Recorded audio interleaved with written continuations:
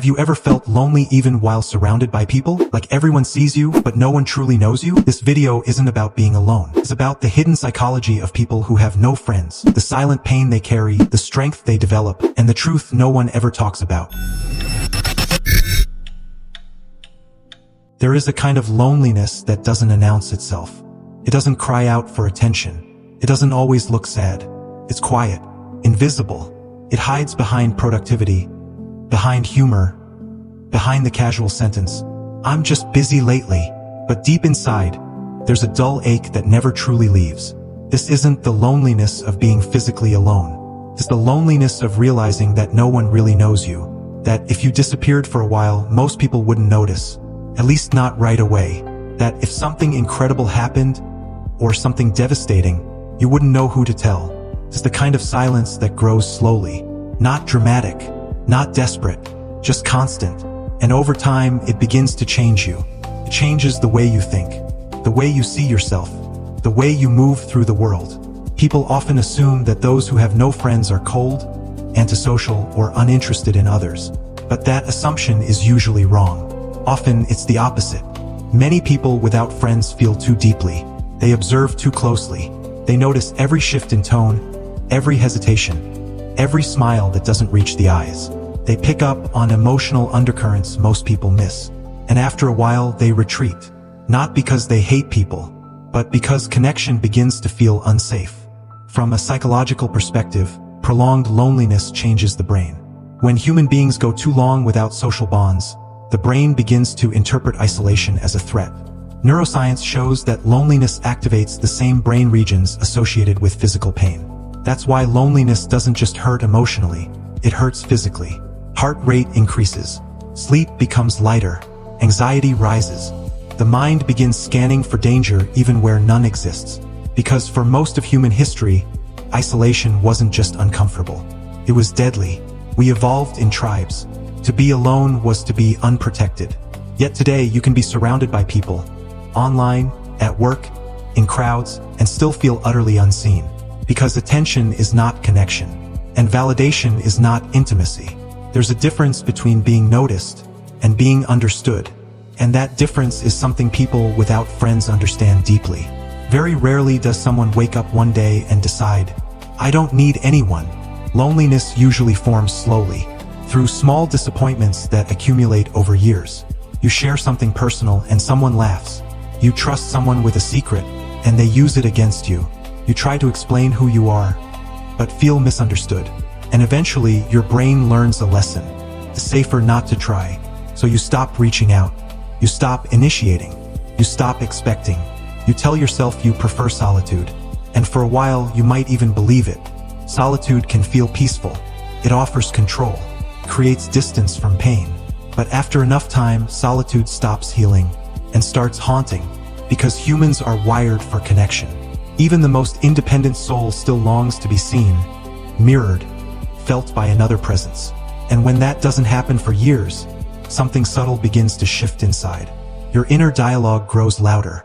You replay old conversations, old friendships, old betrayals. You wonder where things went wrong. Sometimes you blame yourself. Sometimes you blame the world. Most of the time, it's neither. Psychologists call this learned social helplessness. It happens when someone has tried to connect repeatedly and failed until the brain unconsciously gives up. Reaching out becomes associated with rejection. So even when kind, genuine people appear later in life, your guard remains up. You may say you're fine alone, but somewhere deep inside, you still yearn for that one person who gets it. The one who doesn't need explanations. And the more you want that connection, the more impossible it feels. Because loneliness has a way of distorting self-worth. It whispers, "You're too much. You're boring. People have better options." And eventually, you believe it. You reject yourself before anyone else can. Not out of pride, but out of protection. Loneliness doesn't always look sad. Sometimes, people without friends appear perfectly fine. They smile. They work. They create. They post happy moments online. But internally, they live in two realities. The version the world sees, and the version they feel. They've built an identity designed to survive without connection. Functional, capable, independent, yet hollow, as if they're watching their own life from behind glass. It's easy to label such people as distant or strange. But when you truly listen to their stories, you often find quiet heartbreak. Moments where they gave too much to people who didn't stay. Over time, that heartbreak reshapes identity. Intimacy becomes associated with danger, vulnerability with regret, so they adapt. But the cost of that adaptation is high. Without genuine friendship, your emotional world shrinks. Thoughts echo without challenge. Emotions bounce back unanswered. Psychologists note that prolonged isolation can reduce empathy, not because people stop caring, but because they stop practicing emotional exchange. Empathy is a muscle. When it's not used, it weakens, and emotional numbness becomes survival. Paradoxically, the people with no friends often crave connection more deeply than anyone else. They think about it, analyze it, romanticize it. They search for meaning in small gestures, fleeting smiles, brief warmth. Because when something is rare, even fragments feel precious. Loneliness also changes behavior. Research shows that long-term isolation creates hypervigilance. Text messages are overanalyzed. Neutral silence is interpreted as rejection. Harmless pauses feel threatening. The brain scans constantly for abandonment. This creates a painful loop. Caution appears as distance. Distance is misread as disinterest. Others pull away, and the loneliness deepens. It's not a flaw. It's a nervous system trying to survive. Loneliness even alters the perception of time. Without shared moments, days blur together. Weekends lose meaning. Holidays feel empty. Studies suggest loneliness literally slows perceived time. Minutes feel heavier. Hours stretch longer. Because life feels less real when it isn't witnessed.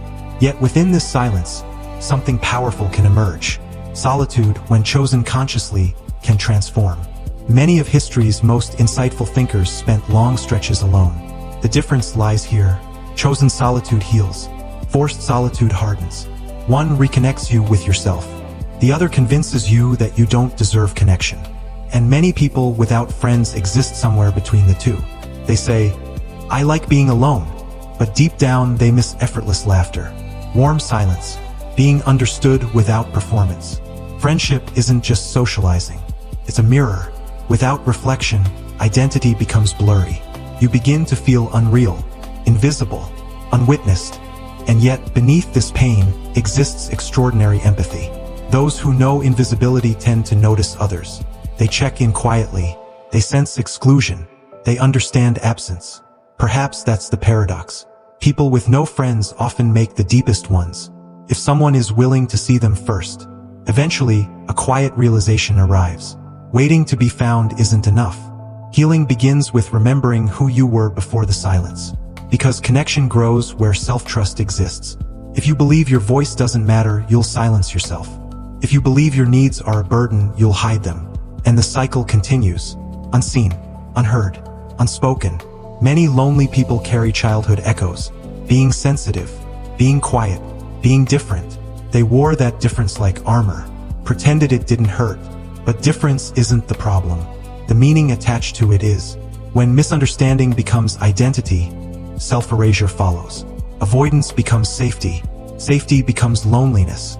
And invisibility grows. But here is the truth the mind forgets. Connection can be relearned. Neural pathways change through repetition. Trust rebuilds slowly through small courage. A contact, smiling back, replying without overthinking. Not perfection, presence. Those who've been lonely often possess emotional depth others lack. They see sincerity. They sense authenticity. They crave depth because they've lived without it. But depth requires vulnerability. And vulnerability feels dangerous after pain. Yet avoiding risk confirms isolation. That's how loneliness sustains itself.